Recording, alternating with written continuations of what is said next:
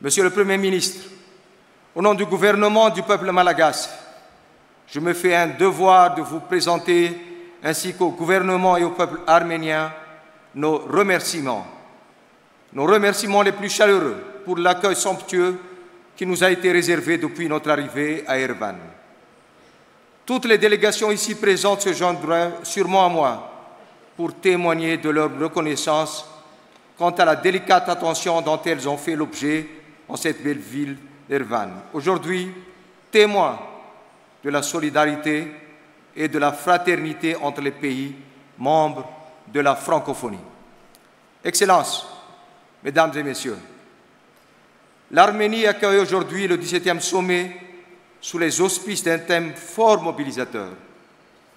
Vivre ensemble dans la solidarité, le partage des valeurs humanistes et le respect de la diversité, source de paix et de prospérité pour l'espace francophone.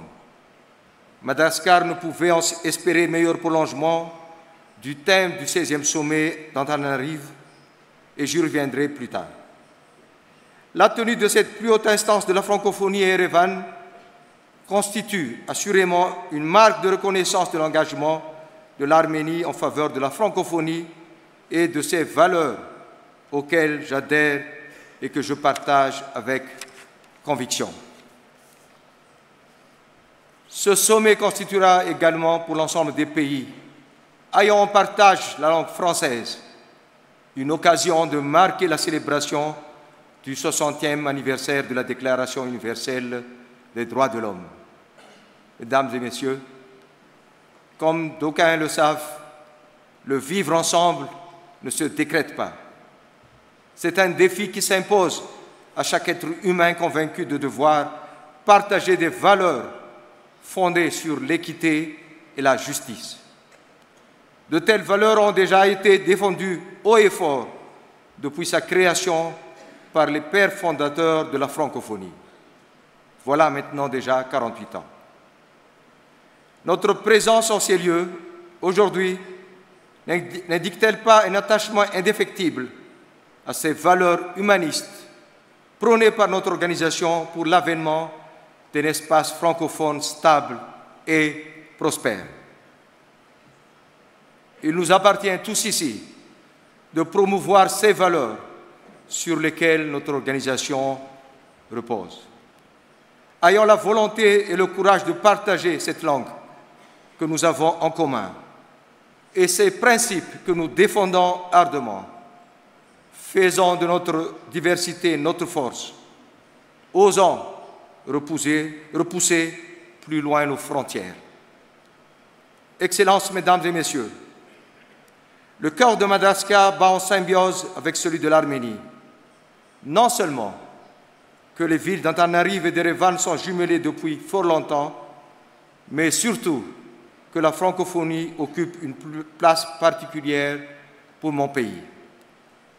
Il vous souviendra que c'est à Antananarive que fut adoptée en 2005 la charte de la francophonie. La tenue du 16e sommet en 2016 est apparue dès lors comme un juste retour des choses. Au terme de notre présidence, il me plaît de souligner ici que le pays en a ressenti les retombées positives à bien des égards et particulièrement dans le domaine politique. Madagascar, mon pays, confronté aux aléas sociopolitiques qui sont les siens, a ainsi été témoin du rôle joué par l'OIF dans la gestion du processus électoral en cours, ayant bénéficié par là d'un appui concret et efficace. Il pourrait être regrettable qu'une telle capacité d'action puisse à l'avenir se diluer.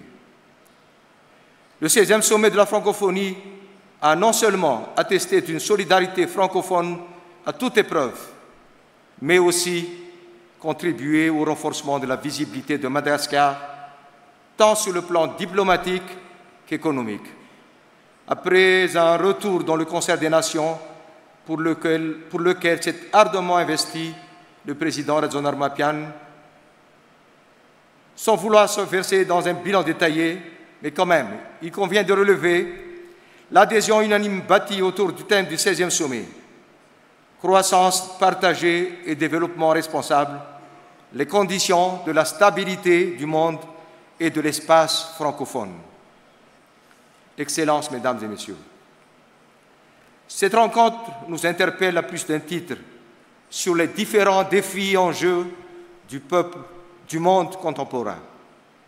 Nos États et gouvernements membres sont plus que jamais appelés à se mobiliser sur les objectifs de protection de nos populations et de préservation d'un espace commun plus intégré.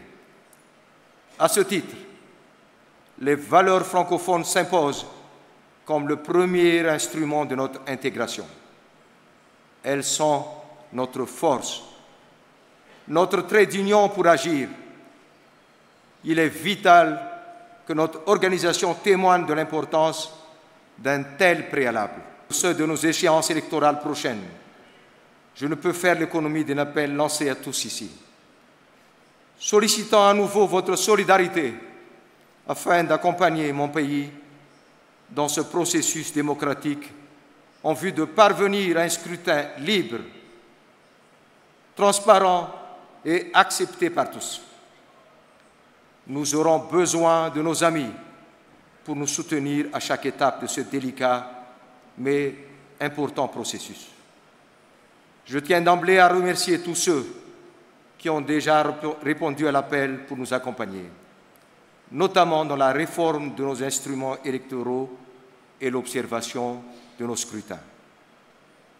C'est ainsi que je viens alors à rendre un vibrant hommage à notre secrétaire général de la francophonie, Madame Michaëlle Jean, pour le dynamisme et la détermination qu'elle a mis à prodiguer cet appui en faveur de la promotion des pratiques démocratiques. Sous son leadership, notre organisation a pu revitaliser la vocation politique de la francophonie, telle que prévue dans la Charte.